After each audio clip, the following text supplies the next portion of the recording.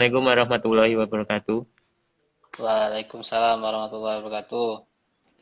Perkenalkan, nama saya Wahyu Sigit Prastyo, NIM 1908104333, dalam rangka memenuhi tugas pengembangan diri dan karir 11B2 praktek yang diampu oleh Bapak Budiman Al-Iman selaku dosen pengembangan diri dan karir praktek.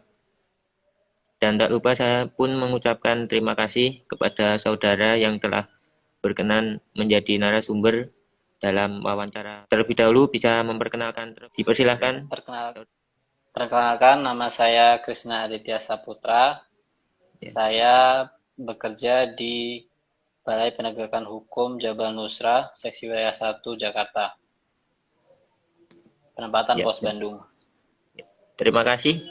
Untuk selanjutnya saya akan memberikan beberapa pertanyaan kepada saudara Krisna terkait dengan karir. Ya, dalam karir ada beberapa strategi ya. Yang pertama, bagaimana strategi mengawali karir? Bisa tolong jelaskan? Uh, uh, saya sebagai CPNS mengawali karir dalam mengikuti tes ya, tes CPNS yang diadakan oleh kementerian saya, itu Kementerian Kehutanan dan Lingkungan Hidup. Kemudian dalam tes tes tersebut kan kami harus mengikuti dua tahapan tes, yaitu tes SKD dan SKB. Seperti itu. Oh, ya. Untuk selanjutnya, pertanyaan selanjutnya yaitu proses pembelajaran apa saja yang dilampauinya? Proses pembelajaran dalam tahapan seleksi, kami saya belajar untuk tes yang pertama, yaitu tes SKD, yaitu seleksi kompetensi dasar. Jadi subtesnya itu ada 3, yaitu tes potensi akademik, tes karakteristik pribadi, kemudian tes wawasan kebangsaan, dan tes intelijensi umum. Jadi tes karakteristik pribadi itu diberikan pertanyaan-pertanyaan yang mengenai suatu masalah dan kita diminta untuk memilih dari keempat pilihan jawaban atas masalah tersebut. Nah, kemudian untuk tes intelijensi umum itu berupa soal-soal mengenai penalaran kita, contohnya seperti soal matematika dasar, seperti aljabar dan deret angka. Nah, untuk tes wawasan kebangsaannya, yaitu kita harus belajar mengenai wawasan kita atas kebangsaan, contohnya seperti undang-undang, kemudian sejarah, dan banyak hal lainnya dalam tes pertama. Kemudian untuk tes yang kedua, tes SKB, seksi kompetensi bidang, saya belajar mengenai bidang tugas saya, yaitu bidang tugas saya kan kebetulan kehutanan. Jadi materi-materi kehutanan saya pelajari untuk mengikuti tes yang kedua, tes SKB tersebut. Seperti itu. Ya. Untuk selanjutnya, pertanyaan selanjutnya yaitu bagaimana strategi mengembangkan karir? Bisa dilihat dari kemampuan kreativitas yang dimilikinya. Ya, dalam berkarir sebagai pegawai negeri sipil dan kebetulan topoksi saya sebagai fungsional Polhut, saya dituntut untuk mendapatkan angka kredit, yaitu angka yang didapat ketika saya melakukan tugas ataupun melakukan suatu kegiatan, contohnya sebagai kegiatan operasi yang saya kumpulkan dan saya laporkan untuk dijadikan sebagai dupak, daftar usulan penetapan angka kredit. Ketika itu memenuhi kriteria, maka saya kan bisa naik pangkat. Nah, Ya. selain dari kenaikan pangkat dari dupak, saya pun juga bisa untuk mengikuti, contohnya seperti melanjutkan untuk ke jenjang pendidikan yang berikutnya, contohnya untuk mengambil S1, seperti itu. Ya.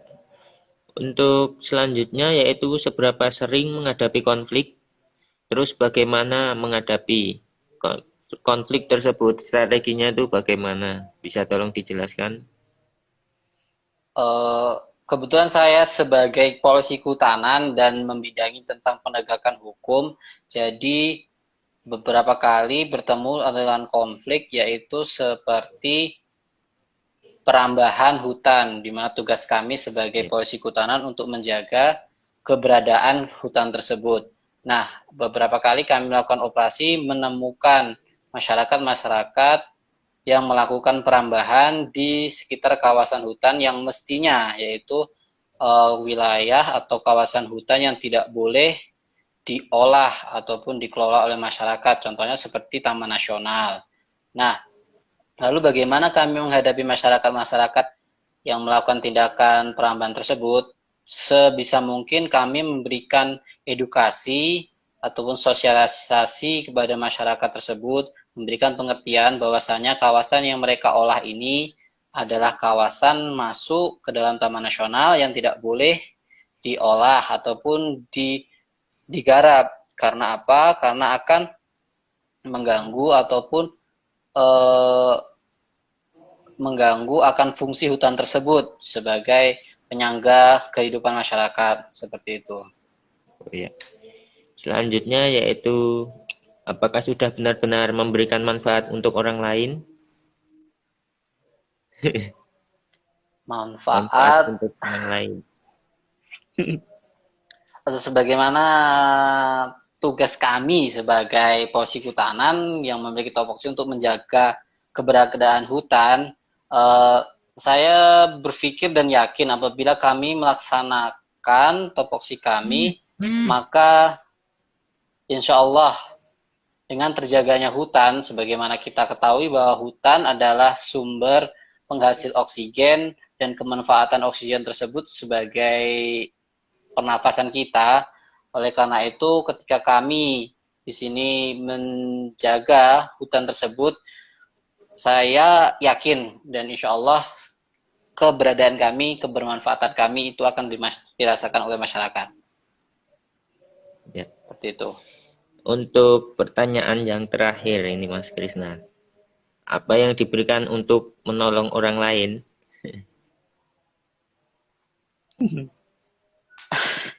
Contohnya apa Seperti saja? uh, ya seperti yang saya paparkan tadi, kemungkinan dengan saya melakukan ataupun menjalankan topoksi saya, menjalankan tugas-tugas saya ikut menjaga akan hutan tersebut dan memberikan keberlangsungan ekosistem yang ada, kemudian memberikan kebermanfaatan kepada masyarakat, dan juga memberikan edukasi ataupun memberikan pengajaran bahwasannya menjaga hutan sama dengan menjaga kelestarian ekosistem yang ada dan mampu memberikan kebermanfaatan hutan kepada masyarakat, seperti itu, tanpa harus merusaknya. Seperti itu, Mas. Ya.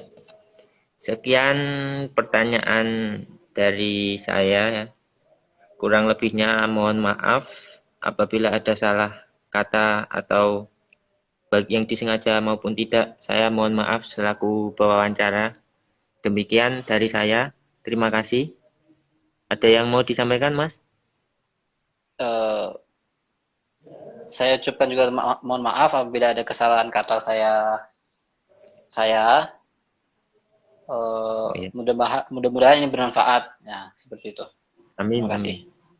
Ya, terima kasih Mas Krisna. Sampai jumpa di lain pertemuan. Siap.